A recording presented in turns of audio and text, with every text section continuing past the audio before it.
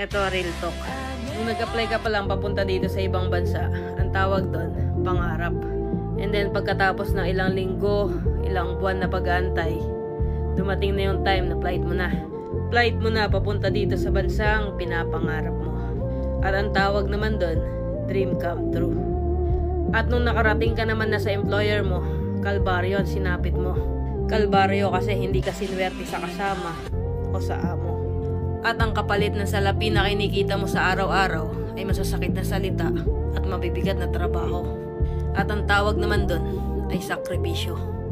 Kaya kabayan, kung uuwi ka ng walang pera na dala at pasalubong ay okay lang yan.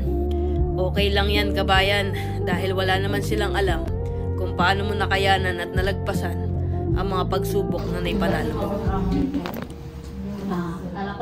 Talaga ako may saban na daw. Bayaan mo. Ang ingay nila. Tinawag.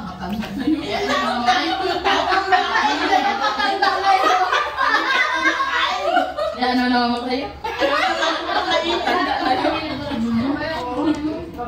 Damay na nga yun eh.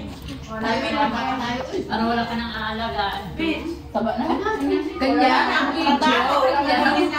Kamatay na yun. Ang cheese mo. Sino?